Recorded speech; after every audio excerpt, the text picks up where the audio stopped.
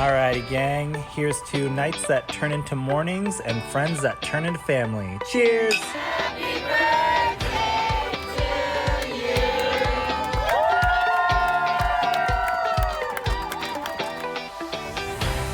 Hello. Welcome to the Friendship IRL podcast.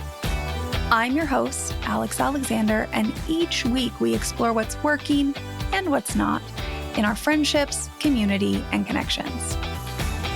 Have you ever wished you could sit down and have a conversation about what is really going on in your friendships? Well, you found your people. Join us as we dive into real-life stories and explore new ways to approach these connections. Together, we're reimagining the rules of friendship.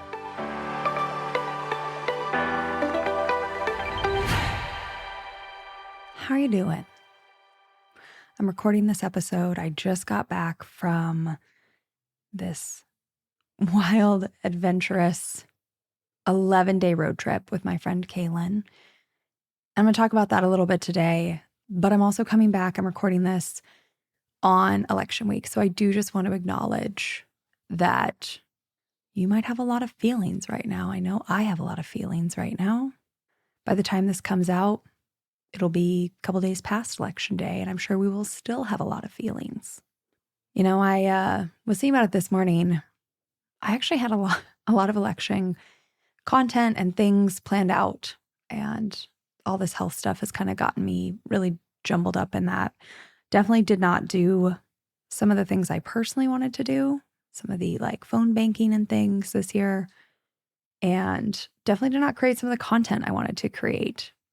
So if you've been wondering where that is, just know it is on my mind. I'm sure in the midterms, it'll be coming in hot because now I have all these things outlined and built up. I just didn't have the capacity to get the right guests and things like that. So that is on my mind. Maybe you wish I had some content related to that today. If so, I'm sorry. And I would love to hear what kind of content you wish I had for you. Send me a message, a DM, an email. Tell me what you wish I covered related to the election. I have plenty of ideas, but I always want to hear from you. And maybe you're the opposite. Maybe you're like, man, my nervous system could use a break. And because, quite frankly, that's kind of what I had capacity for today, that's what we're going to do. We're going to take a little bit of a break. We're going to talk about something hopeful, I guess, positive, something maybe for you to look forward to. That's where we're going today. Because today, I want to talk about how you can stop saying someday. Like someday I'll go on that girls' trip. Someday I will make it out to visit that friend. Someday we'll take that trip. How do we actually make it happen? That's what we're going to talk about today. I have 4 tips for you. Because the more I was thinking about it, if you have been following along, I have been posting this 11-day road trip I just went on with my friends over on Instagram. It is up. It is a highlight. It says Era's road trip, Era's with little car, because we went on this road trip because we randomly got tickets to Taylor Swift to not one, but 2 of her concerts. We were a part of the Capital One Venture X ticket drop. We just happened to get tickets. We thought it was a super long shot. And then we ended up with tickets to 2 shows. Amazing, by the way. But once we got them, I assumed that my friend Kaylin would want to sell one set. She was like, no, I want to go to both and you can come with me or I will find someone else. Then I was like, okay, so we're going to go to one in New Orleans and then we're going to fly home. And then 2 days later, we're going to get on a flight to Indy. I don't know how logical this is. I mean, none of this is logical. Let's be very honest about that. And so this idea got thrown out there kind of as a joke of, well, what if you 2 just road tripped from New Orleans to Indianapolis? Concert was on Friday. And then the next Friday, we had to fly in a couple days early. And then the day after the concert, that's how we get to 11 days. And at first we kind of laughed about it. We were like, haha, that's so ridiculous. Why would we ever do that? I don't even like road trips. Seriously, I don't like road trips. But then the more we looked at it, the more it actually kind of made sense for us in our situation. And I was kind of like, I don't know, this is so random. It would be so fun. Mind you, we are 1 month out when we're deciding this. We got tickets 1 month before.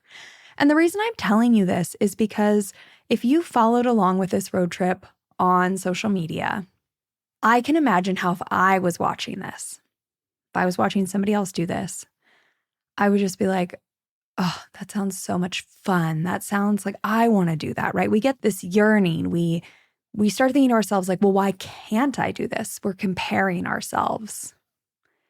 And so what I want to tell you is that I really, truly think that this trip was kind of one of those things where the stars aligned. That this is not average. This is not normal. The stars aligned, and we both are coming from a place with a lot of privilege, right? We are 2 women who are currently childless. So we have a lot more flexibility. We aren't having to deal with finding care for our kids for 11 days. All Kaylin had to worry about was making sure her husband fed her cat. We had the privilege of money. We could afford to do this. Like I said, we got tickets for normal price. Gosh, one of the most expensive things was probably renting the car. That was only a couple $100s each. We searched for deals. We did like no fancy hotels. We stayed in a lot of Spring Hill Suites, Marriott's, honestly. And we did a good amount of points. We ate pretty simple meals. We didn't go out for every meal. We did a couple random entertainment things, but nothing was that wildly expensive. And we had other days where we just literally walked as kind of our entertainment through a city. But it is 11 days, so the cost did add up. Therefore, money is a privilege. Another privilege there is PTO, or I guess maybe just flexibility for us. Both of us are self-employed. So we did work a little bit on this road trip. It was like a constant thing we both had to check in on what work had to be done that day. And we would honestly do it normally kind of in the morning. Or there were some nights where we were working until, like, we would pull into our hotel at 10 p.m. and we would work until midnight or 1 a.m. And then our final one is just time, which kind of rolls into the PTO and the money and the childless adults. But I just want to acknowledge, like, it was a long trip. 11 days is a long time to go on a trip with anybody, let alone a friend. And so I think it would be easy to see me posting about this. And like I said, like, think that it was normal, that you should be able to do this. But I believe, as somebody who went on it, that it is not normal. It is far above normal. And yet you should not compare yourself to this. If it's something you want, make it a goal. I've talked about this in many an episode before. Make it a goal. I mean, it's so above average that I'm not even sure how I will be able to do it again. And I would freaking love to. I had so much fun on this road trip. Concert aside, like, I would love to do this with another friend or Kaylin again. But I think that this was just really fun to kind of have this freedom to explore and adventure and follow our whims. We'll get more into that. I'm trying to have Kaylin on the podcast so we can debrief our trip. But I don't know how I'll ever be able to replicate it, if I'm being honest with you. We were sitting in Nashville one day, and I had this moment where I was like, wow, I'm so inspired by this trip that I have a new goal. I told Kaylin about it. I was like, I want to go on a 1-week girls trip. Normally, whenever we do kind of a girls trip with our friends, it's like a weekend, right? We fly in Friday morning, maybe Thursday night, but normally Friday morning. We're together Friday, Saturday. We fly home Sunday afternoon. So we just get this quick little blip of time. And that used to be easier, I think, because we saw each other much more regularly. But I was just thinking, like, man, the length of time to switch out of that catching up and into just living life together, like, it takes some time now that we're not together all the time. And I'm so inspired by this road trip that my new goal is that I want to take a 1-week girls trip. But I know that's hard, right? Time, money, arranging care for the people we now take care of. So my goal is that sometime in the next decade, I want to do a 1-week girls trip. You might be like, a decade, but like it might take that long. I want to be really reasonable here and set reasonable expectations. I think a good number of friends would be into this, that they would want to do it. I think that we might be able to pull this off like every 5 years, but I don't want to get too attached to that and then it never happens. So I'm saying sometime in the next decade. And in order to make that happen, I'm going to start talking about it now. I'm going to just start discussing it with friends, throwing it out there, asking them what's feasible, see who would also prioritize this time and the use of their money and their resources. And if they're going to do that, what would they want to do? Where would they want to go? And I'm going to hope that by having all these conversations and putting it out there, we are going to get to a place where we can make it happen sometime in the next decade. So this brings me to the actual point of today's episode, which is that although this 11-day road trip was a situation where the stars aligned, I have taken so many other trips and had other adventures and gone on other experiences just because I've stopped waiting for the stars to align, for that perfect thing to happen. Like just because I want to go on that 1-week girls trip doesn't mean that I would turn down any weekend trips we can possibly make happen, or staycations, or experiences, or virtual gatherings. So with that being said, I want to tell you 4 ways to stop saying someday and instead get that trip on the calendar. These are my 4 tips to help you make it happen. Number 1, start small. I know that it can be tempting to do what I'm doing and say like, oh, a girls trip in the next year, in the next decade, right? 1 week, like pick the dream thing.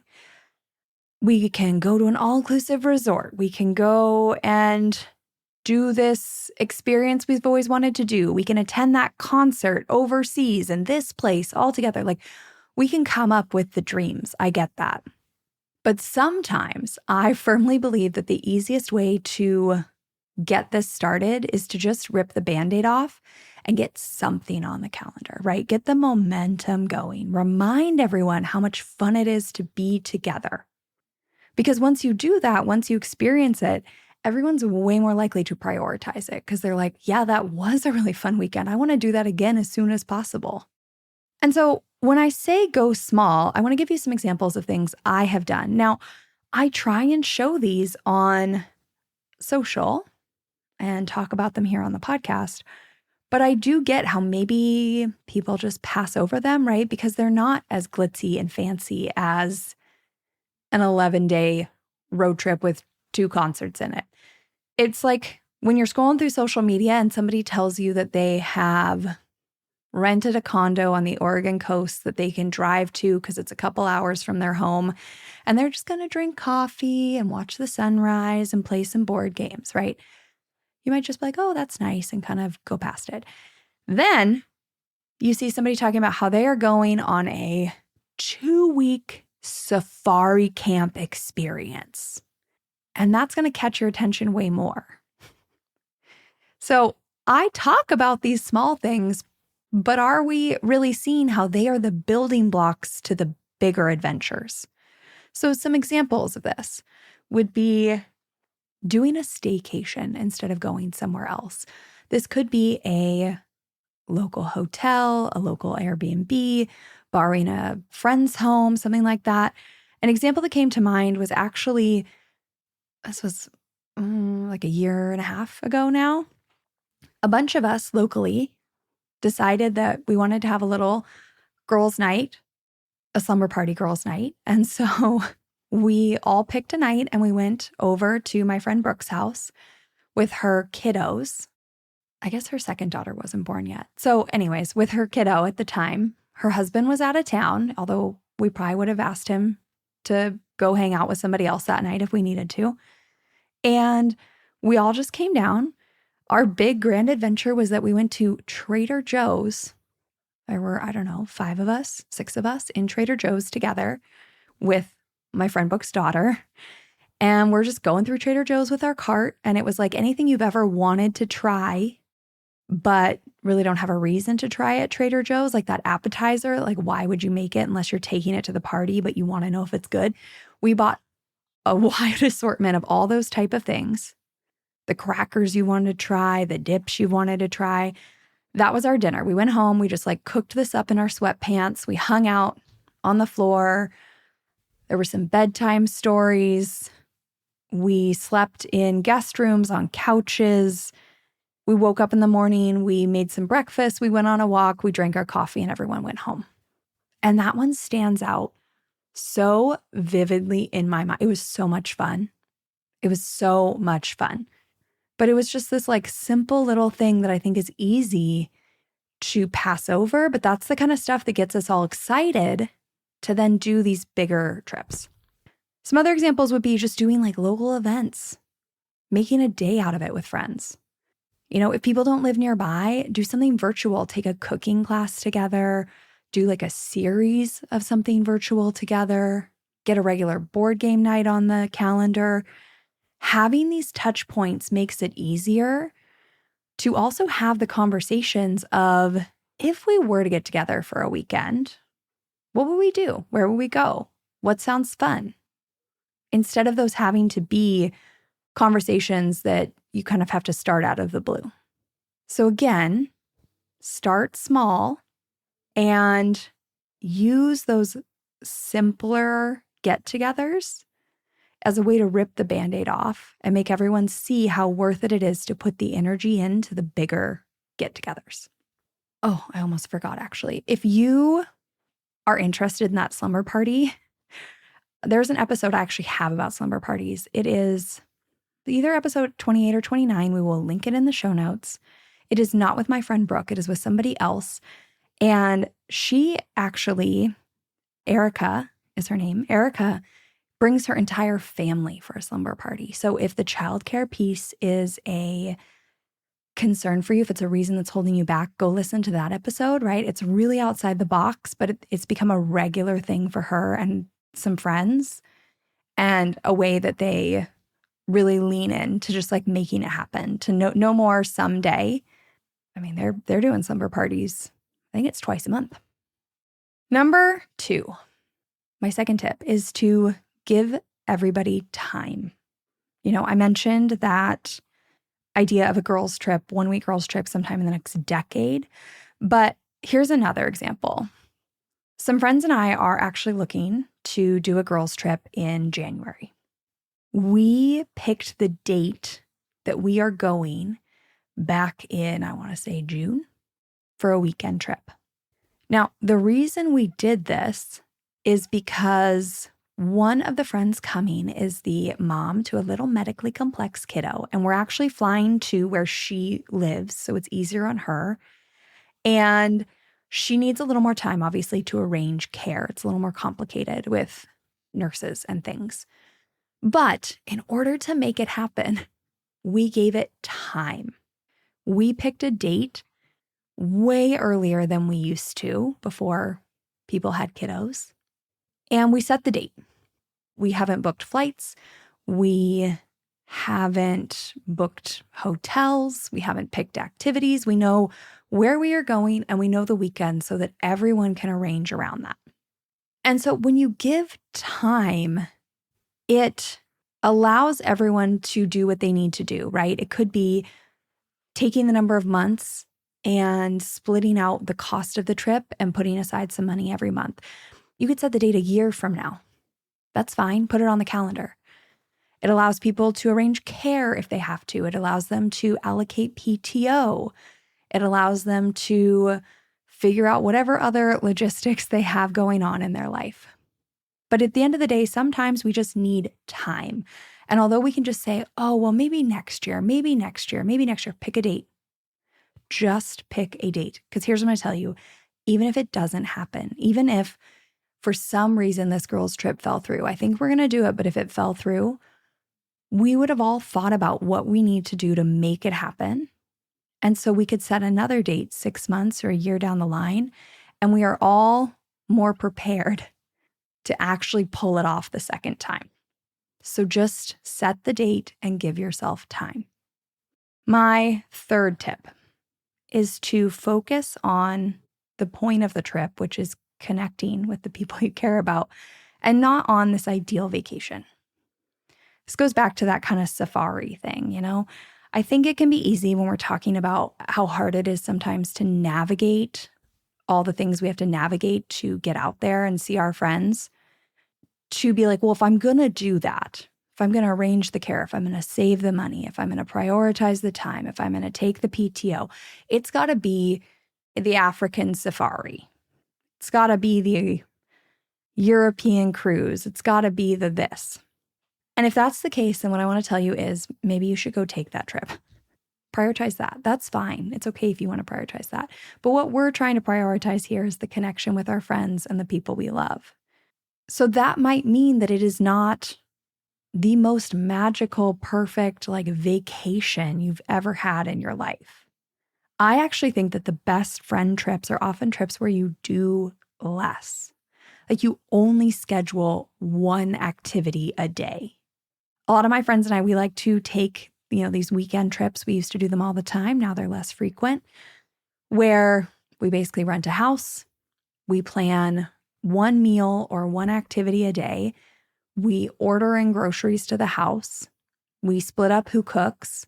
Normally people cook together. That's a good bonding experience. And most of our day is spent laying around by the pool together, going for walks, maybe exploring a little local area on a whim, watching a show, taking a nap.